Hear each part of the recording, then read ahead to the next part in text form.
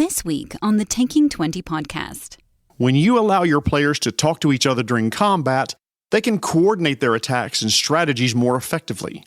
This will undoubtedly make the team more powerful in combat, and the group will be more successful fighting baddies. And who doesn't enjoy that?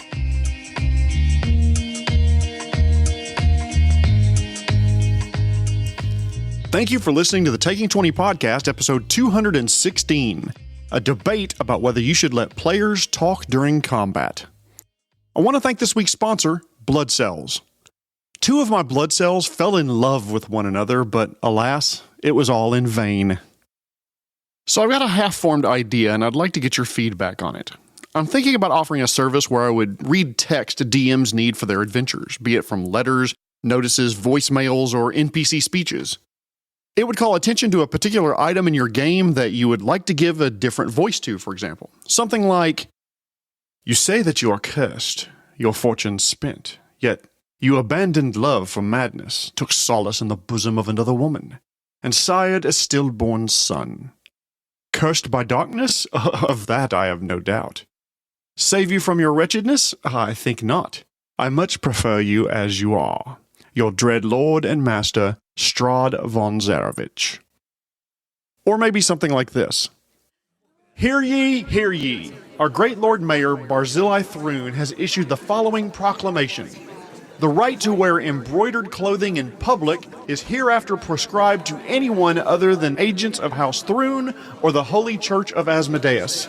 Exceptions can be purchased at the city's discretion."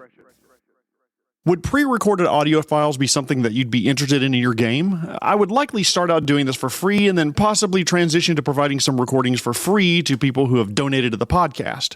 Or do you have any thoughts or feedback about the idea, or would you be interested in this service? And if so, please send me an email, feedback@taking20podcast.com, or send me a direct message on social media.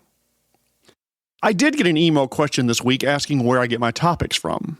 Many of them are born from things that I've done right, and more likely wrong, in the past, and the painful lessons that I've learned. Sometimes, though, a topic will come from an online discussion or post on social media. But this particular topic came from a local get-together with some of my fellow DM and GM friends. We'll meet for lunch to talk shop, swap war stories, and enjoy the company of those who do what we do. If you've never considered doing that, by the way, I would highly encourage you to set something like that up where you live and put announcements out on local gaming social media links and in brick-and-mortar game stores. Anyway, we were talking about this and that, and one of the DMs said they don't allow players to talk tactics mid-combat. Another GM friend of mine chimed in that he always allows them to do so, and it sparked a rather spirited discussion about this. Much more spirited than I expected, at least. And it's not like names were called and punches get thrown and tables were flipped, but a DM or two on each side of the argument got fairly worked up during the debate, and it got me thinking about this. I was surprised by the passion in the argument, since I thought it was common knowledge that we all run our games a little differently from each other. So, I took some notes and came home to give this topic a good think. The core question is whether you should let your players scheme, strategize, and discuss tactics around the table while combat is happening. Let's start with the obvious. Game how you want to game, and game the way your players enjoy. If you want to allow extended discussions and even whiteboard sessions around the table while combat's going on, then by Gorham, have fun doing it. Wait, I'm not done yet. Gee, don't be so quick on the end episode button. This will be a short episode, but I have lots more to say about this shit. I'll probably pay for that comment later. Conversely, if you want to ban conversations during combat at the table, then do that instead. However, for you GMs who are on the fence about it, let's look at this logically and then talk about some pros and cons. First of all, in just about every tabletop role-playing game I play, they are played in rounds, and in the most popular gaming systems like D&D, from 5e all the way far back however you want to go, both versions of Pathfinder, Starfinder, Mork, Borg, etc., rounds are about 6 seconds long. Cyberpunk has rounds as well, but they're only 3.3 seconds long because there are 3 rounds in a turn, and a turn is 10 seconds. I'm not going to get lost in the weeds here, but the point is, rounds have a fixed length of time and relatively short in most gaming systems. How much can you realistically say in 6 seconds while moving around and swinging a sword? Some, sure, but you probably couldn't. You know what? Let's settle this. I have this digital recording device right in front of me with a built-in timer, so let's see how much I can read out of the Pathfinder Player Core Remaster introduction in a round. Pathfinder is a fantasy tabletop role-playing game where you and a group of friends gather to tell a tale of brave heroes. There it is, 21 words, 30 syllables, but that was while I was sitting in an air-conditioned office and not exerting myself at all. If you're on the fence and you're not sure if you should allow your players to discuss tactics in combat, I want to lay out some pros, cons, and tips that I've learned through the years. There are a number of reasons why you might want to allow players to talk tactics during combat, even if their discussions would take much longer than 6 seconds. First of all, allowing tactical discussion fosters better teamwork. When you allow your players to talk to each other during combat, they can coordinate their attacks and strategies more effectively. This will undoubtedly make the team more powerful in combat, and the group will be more successful fighting baddies, and who doesn't enjoy that? Secondly, talking tactics during combat helps newer players learn the game. Players who haven't played a lot of tabletop RPGs or have not played this particular game system much can benefit from being able to talk to their more experienced teammates during combat. Should I use this ability? Is there something I probably won't hit this attack with, but is there anything else I can do to, say, help my fellow party members in their attacks? These discussions can help players learn the game and understand some combat strategies that can be used throughout their gaming career, life. That sounds like tabletop RPGs are lethal, but they will benefit as long as they play RPGs. That's a better way to say it. Another benefit to allowing talking during combat is that, while it's not realistic per se to have a 10-minute conversation while arrows and spells are flying around, it's rational to think that they would have already had these conversations. In real life, people would be able to talk to each other outside of combat. Extended conversations about combat maneuvers and tactics would likely happen at camp or while the party's exploring. The characters spend more time together than the players do.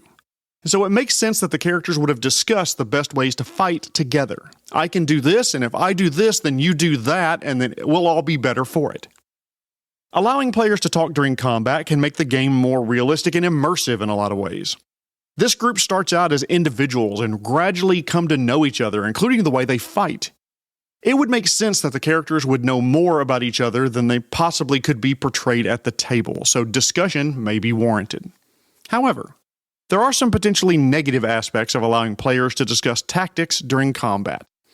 The most obvious drawback of this is that these discussions will slow down the pace of combat. It can bring the game to a screeching halt when two players argue about whether the paladin should move adjacent to the minotaur with a halberd, take a potential attack of opportunity to do so, and possibly lose an attack, versus staying where they are and attacking the Genasi sorcerer. But the rogue wants to get the extra sneak attack damage from flanking, and the debate starts. Meanwhile, the other players get bored, you're looking at your notes behind the screen, and the conversation drones on and on and on. This can be frustrating for players who just want to get on with the game already. One of the most, I'll say, emphatic points made during the discussion at lunch was that combat conversations can give players an advantage in combat. Players who are able to talk to each other during combat, much longer than 6 seconds would allow, have an unfair advantage over their opponents, which are not allowed to talk. I'll grant you, that's true. That was an important point made at lunch. However, 999 times out of 1,000, who's running the opponents of the PCs? Is it 16 different people that are DMing? No, it's one. The DM. And can this DM have a conversation with themselves, simulating conversations between enemy combatants? You bet they could. Therefore, if the DM is playing the opponents as smart and capable opponents, they're working in tandem, flanking, teaming up on one PC, and so forth. If these baddies work together regularly, like they're an opposing party, they are servants of the same big bad or whatever, they would have talked tactics, just like the PCs would. Even creatures with animal intelligence who hunt in packs like wolves would have well-defined tactics and know how to work together. You can probably tell which way I'm leaning in this conversation, by the way. I tend to let players talk tactics during combat because I think my games are better for it. I play most combatants as intelligent, and allowing the players to talk gives them an advantage over most baddies I would throw at them. However, I do have a couple of tips for DMs out there who are thinking about allowing mid-combat chatter. 1. Even if you do allow conversation, keep the game moving. Two players arguing about what tactics to follow can create hurt feelings between them and can make the game boring or worse, uncomfortable for the other players at the table. So how do you keep the game moving? Tip number 2. Allow conversation, but consider setting a time limit on those conversations. 1 minute feels like plenty of time to discuss what the character should do next. If discussion lasts longer than that, put them on a countdown. Give audible and or visual cues that their discussion time is going to be running out soon, like use an hourglass or what I have, which is a digital timer. Tip number 3. I allow players to talk, but now is not the time for extended debates. I use the timer if I have to, but usually saying something like, I realize this hasn't been decided yet, but Brennan, it's your character's turn. What would you like her to do? That usually gets the game moving forward again. And tip number 4. If one or more of your players are habitual offenders of taking way too long to take their turn in combat, talk to that player one-on-one. Ask them to help you keep the game moving by taking their turns faster. I mentioned I use a digital timer and I keep it behind my screen when I game in person. I'll throw one up on the screen if we're gaming around the virtual tabletop. I don't use it often, and I tend to take a softer edge on this when compared to something like metagaming, but it is a tool I use when I have to. I give my players fair warning before it comes out, so they're not surprised. Ultimately, it's up to the GM and the players to discuss whether the PCs will be allowed to talk much during combat. While talking during combat may not be realistic, it's not unreasonable to think that the PCs would have discussed their tactics ahead of time. Make a decision whether you'll allow it and discuss it with your players. Consider limiting discussions to a certain length of time to keep the game moving, and if you do, I'd be willing to bet that you and your players would have fun doing it. If you enjoy the podcast, please like, rate, or subscribe to it wherever you found it, and I would greatly appreciate it if you could leave it a review as well. Tune in next week when I'm going to have a new episode in the Monster series that was suggested by one of the listeners, part 2 of All About Dragons. But before I go, I want to thank this week's sponsor, Blood Cells. After the breakup I mentioned earlier, neither of the blood cells really became depressed. I guess all they could be is positive.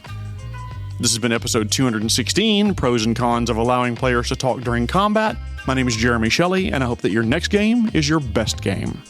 The Taking 20 podcast is a Publishing Cube media production. Copyright 2024. References to game system content are copyright their respective publishers.